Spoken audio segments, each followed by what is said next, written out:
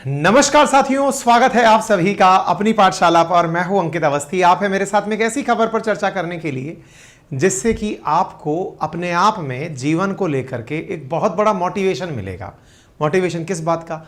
अक्सर हम लोग अपनी नाकामयाबी से परेशान होकर फिर कभी ना उठने के बारे में सोचते हैं। हमें लगता है कि एक बार फेल हो गए तो पता नहीं अब हमारा क्या होगा।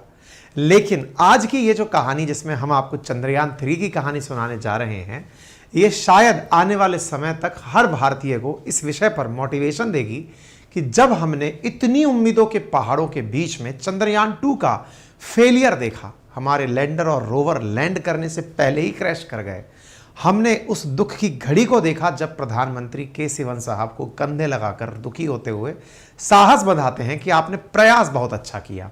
वो चंद्रयान 2 का मिशन भारत के लिए एक समय था जिस समय प्रत्येक भारतवासी टकटकी लगाए बैठकर यह देख रहा था कि दुनिया का चौथा देश बनने जा रहा है भारत, जो अपने लैंडर को लैंड कराएगा चंद्रमा की सतह पर। लेकिन वो हो ना पाया। समय बीता, कुछ साल बीते, बीच में कोरोना आया, हमारे तमाम प्रयास बीच में अधूरे रह गए। लगभग 2019 की यह बात है। बीच में हमारा इसरो अपनी गति चलता रहा। उसने कहा नहीं, बाउंस बैक होगा तो और मजबूती के साथ होगा, और ऐसी मजबूती के साथ होगा कि अब तो यही करके दिखाना है, ऐसी मजबूती के साथ होगा। जी हां साथियों, इसरो वापस उसी मोटिवेशन के साथ आप सबके सामने आ चुका है, लेकर चंद्रयान 3 की कहानी। जी हां साथियों, आज हम चर्चा कर रहे हैं चंद्रयान 3 मिशन के बारे में। चंद्रयान 2 ने लैंड होते समय आधा सफल तो वो भी हुआ था। ऑर्बिटर उसका आज भी चक्कर लगा रहा है चंद्रमा के, लेकिन लैंडर और रोवर काम नहीं कर पाए, लैंड हो नहीं पाया, चलने वाला पहिया उस पर चल नहीं पाया। इसरो ने कहा चुनौती कबूल है और इस बार हम केवल लैंडर और रोवर ही भेजेंगे, पुराने वाले ऑर्बिटर से काम कराएंगे। यानी कोई ये ना कह दे कि चंद्रयान 2 असफल था। चंद्रयान 2 को चंद्रयान 3 मिलाकर एक अलग ऊंचाई तक लेकर जाएगा। इसरो की सूचना आप देख सकते हैं, इस announcing the launch of Chandrayaan 3, और जिस रॉकेट के माध्यम से इसे लॉन्च करने जा रहे हैं वो भारत का रॉकेट, सबसे मजबूत रॉकेट LVM-3M4 चंद्रयान 3 के थ्रू हम 14 जुलाई के दिन दोपहर 2:35 पर श्रीहरिकोटा से इसे लॉन्च करेंगे। तो आप सोचते रहिए, वो समय आप याद करिए जिस समय लास्ट टाइम जब चंद्रयान 2 लॉन्च होने गया था। हालांकि वो सक्सेसफुल नहीं हुआ, लैंड करते समय गलत हो गया, लेकिन फिर हम वापस आ गए हैं। इससे बड़ी वापस आपके दिमाग में बाउंस बैक की कहानी क्या हो सकती है? तो देखिए, इसरो का चंद्रमा के चारों तरफ चक्कर लगाने वाला मिशन, अगर यह सक्सेसफुल हुआ लैंड करने में, दुनिया का चौथा ऐसा देश भारत हो जाएगा जिसने सक्सेसफुल लैंडिंग की हो। तो आप खबर देखते हैं, ISRO moon mission Chandrayaan 3 spacecraft integrated with launch vehicle. सारी खबरें आपके सामने हैं। इन खबरों का महत्व आपके लिए क्या है, यह निश्चित आपको पता होना चाहिए। आपको यहां पर ट्रक पर लदा हुआ यह वो क्षेत्र दिखाई, ये जो आपको जो भाग दिखाई दे रहा है ना, असल में ये पेलोड है, किसी भी सैटेलाइट के सिर पर रखा जाने वाला वो भाग। क्योंकि ये सारे के सारे आपको यहां दिखाई दे रहा है LVM-3M4, ये रॉकेट है। रॉकेट के ऊपर यहां क्रायोजेनिक इंजन का जो फ्यूल लगा है वो लगा है। ये पेलोड है जो अंतरिक्ष में ही रह जाएगा। तो ये जो रॉकेट इसे छोड़ने जाएगा लो अर्थ ऑर्बिट तक, धरती की कुछ ऊंचाई तक, उसके बाद यह हिस्सा निकल करके पृथ्वी के चारों तरफ 4-5 चक्कर काटेगा और गोल गोल चक्कर काटकर अंत में फिर सीधा चंद्रमा की कक्षा में स्थापित हो जाएगा। ये पूरी प्रक्रिया करने के लिए जिस रॉकेट का हम इस्तेमाल कर रहे हैं वो आपको लगा हुआ दिखाई दे रहा है। तो देखिए किस प्रकार से ट्रक के माध्यम से पेलोड को लाद कर ले जाया जा रहा है। और एक समय था साथियों जिस समय साइकिल पर हमारा रॉकेट पहली बार गया था, बैलगाड़ी पर गया था। आज आप देख रहे हैं पूरी घटनाएं जो अपने आप में फिर से लोगों के अंदर एक गजब लेवल का मोटिवेशन बढ़ रही है।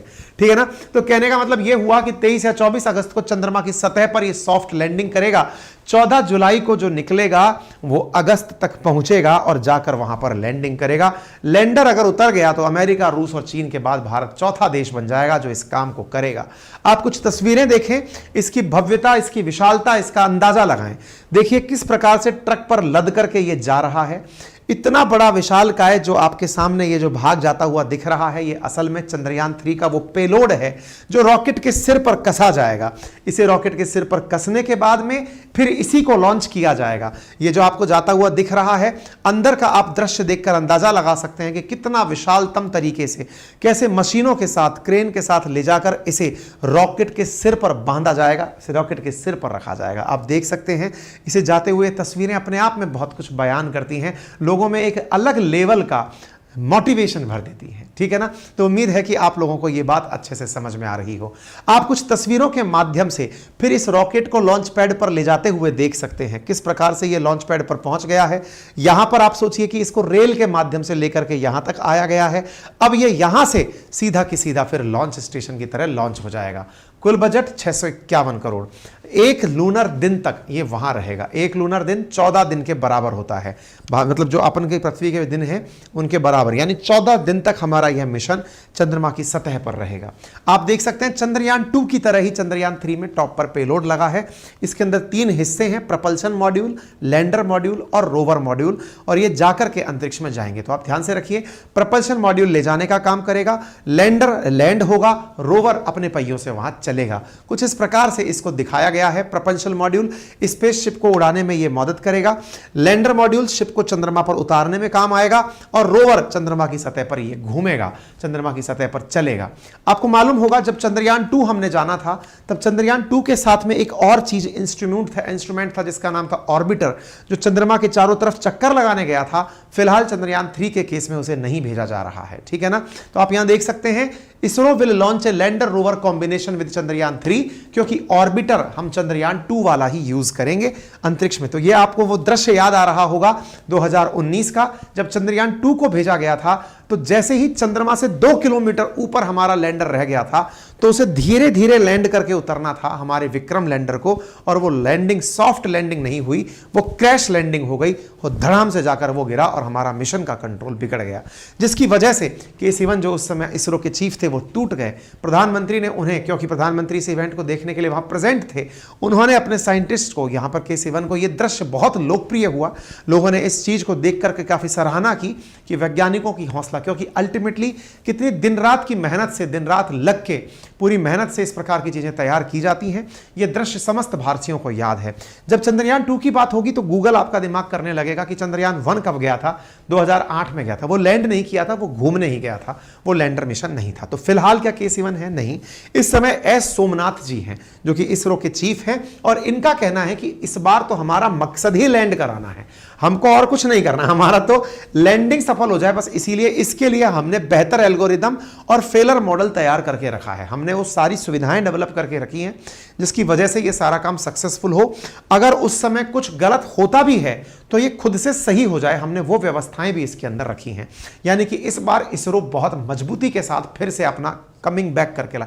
आप सोचिए ना, 2019 के बाद 20 गया, 21 गया, 22 गया, 23 साल 3 लगे, लेकिन वो तीनों के तीनों साल कोरोना के साल थे। जिस समय विचार करिए कि 19 में मिशन का फेल होना अगस्त सितंबर के अराउंड, और उसके बाद में फिर लगातार 3 साल तक कोरोना का आफ्टर इफेक्ट, ना तो साइंटिस्ट का आ पाना, कोरोना के लिए जो अलग देश ने दौर देखा, और उसके बाद में फिर हम बाउंस बैक कर गए, ये अपने आप में बड़ी चीज़ है। बहुत से लोगों ने, इवन यूएई के कुछ लोगों ने भी इसकी सराहना की है कि दिस इज़ इंडिया, जो कि रियल में सक्सेस को देख रहा है कि वो अपने काम को करने के लिए इतना अच्छे से जा रहा है।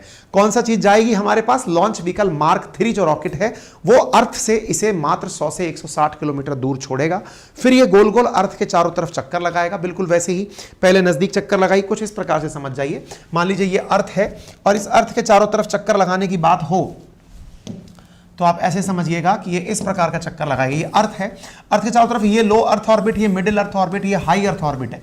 लो अर्थ ऑर्बिट में चक्कर लगाना शुरू करेगा, लेकिन जो पाथ होगा वो थोड़ा टिल्टेड पाथ होगा, यानी ये चक्कर लगाने के लिए गया अर्थ से निकल करके और थोड़ा यूं गोल गोल चक्कर, यह वाला चक्कर, मतलब थोड़ा दीर्घ वृत्ताकार चक्कर, और फिर एंड में सीधा निकल करके चंद्रमा की कक्षा में थ्रो कर दिया जाएगा। कुछ उस प्रकार से यह चीज करने का प्रयास किया जा रहा है, ठीक है ना।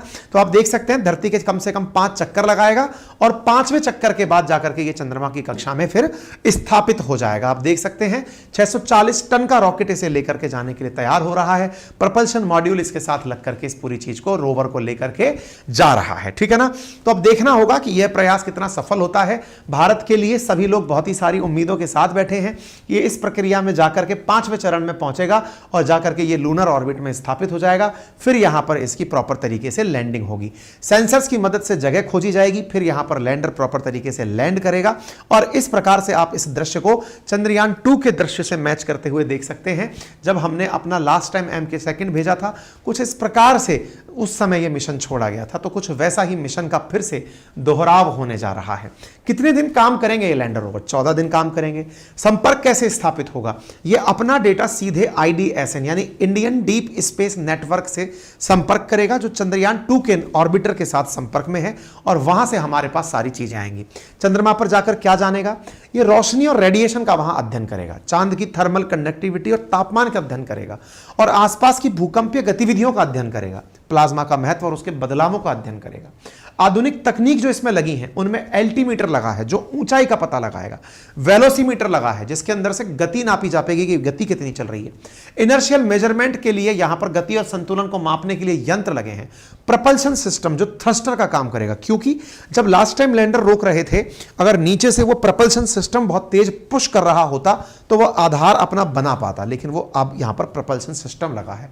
Navigation, guidance, control, hazard detection और मतलब अब ये पूरी तरह से अपडेटेड लैंडर बनाया है हमने, जो कि दुनिया भर से हमने ये अनुभव ले लिया है कि हमारे लैंडर में क्या कमी रह गई थी, उसी को ध्यान में रखते हुए ये काम किया जा रहा है। तो दुनिया भर से इसकी तारीफ हो रही है, भारत के इस काम की तारीफ की जा रही है। तो आप देख सकते हैं न्यूयॉर्क टाइम्स में लिखा है, surprising striver in world space business with at least 140 registered space tech startup, India stand to transform the planet connection to the final frontier. ये हमारी दुनिया भर में तारीफ हो रही है।